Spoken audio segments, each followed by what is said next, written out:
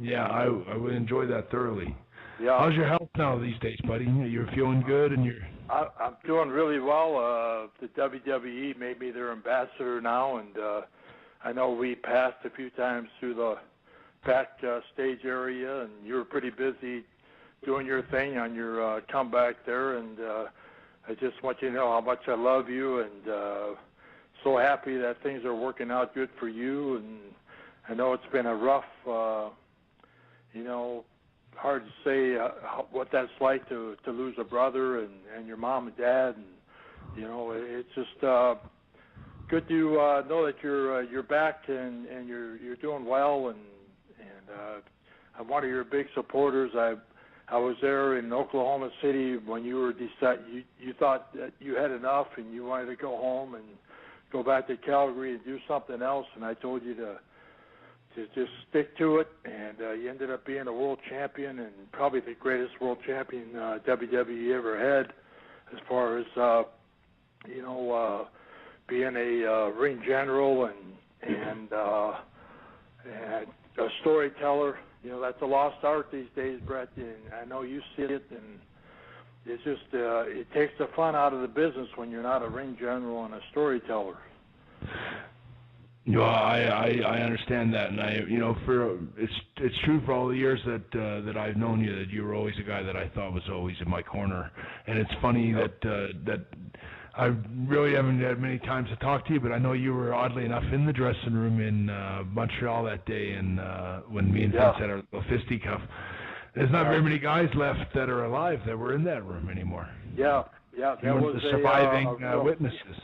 That was a funny story. I knew nothing about it. I was the commissioner at that time, and right before the match was to start, Vince came to me and said, "Hey, Sarge, you come down to the ring with me." And I said, "Okay, nothing wrong with a little TV time, a little pay-per-view time." And so I'm sitting there at the ringside with him, and all hell broke loose. I had no idea what was going on, and on my way back to the dressing room, I started tearing down Vince McMahon office signs because I knew it would give him a little more time to get his thoughts together. I really didn't know what was going on, just like you. And so I tore down the signs, and I remember you coming through the curtain after you did your little escapade there, and I thoroughly enjoyed it, to tell you the truth. But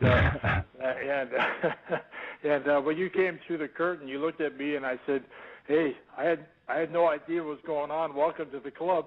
And you just kind of looked at me and gave me a grin, and I realized you knew that I had nothing to do with it, and you started looking for Vince's office, and you couldn't find him because I took hard to take the signs down. And so finally you found it, and I heard you banging on the door, and I saw you banging on the door, and went to your dressing room, and I immediately followed you there, and I just kind of went in there to protect Shawn Michaels because I didn't know what was really happening, and I saw what kind of mood you were in, and I knew it wasn't a good one, and I'd have been in the same the mood as you. But finally, when Vince and his entourage came in, I witnessed everything, and I can tell you that was a hell of a right cross. Buckled him down to his knees, and he said to you, "I had to do what I had to do, but if you want to take revenge and hit me right now, go right ahead." And I thought, well, that's quite a open invitation, and you kind of stepped back like you weren't going to do anything, and you took a step forward, and wow, what a punch! I'm telling you, that was unbelievable. And he went down to his knees, and his son Shane grabbed him. He said, that's enough. And you said to Shane, "You're next." and Jerry Briscoe jumped in between you and Shane. He said, "That's enough, Bret. That's enough." And you said, "Briscoe, you're next." And after him, and then I jumped in there, and you looked at me, and you kind of went like a little weak, and you said, "I got nothing to do with you, Sarge. I'm sorry." And I said, "No worry. You're in enough problems the way you are right now, so back off." and you went back and started taking your tights and boots off, and right before you sat down, you walked right over to Shawn Michaels, and you pointed right in his face. I'll never forget it. And you said, "If you were in on this, and I find out about it later, I'm going to kick your ass." And Shawn Michaels started crying. He said, "Bret, I didn't know anything about it. I didn't know anything about it."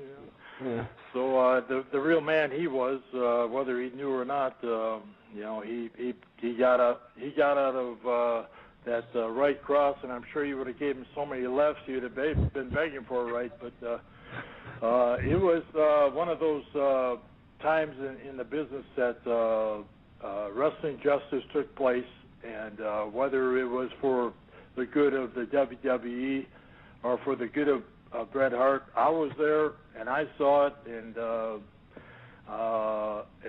till the day I die, I'll never forget it. And I have to say that you're a hell of a man, and he offered you to give him a sock, and you took him up on it. Well, that's about as accurate as a memory of it as I got, and Yeah. I always appreciated that you were there, and I always knew that you would always give a pretty fitting account of how it really went down. Yeah. Hey, It was,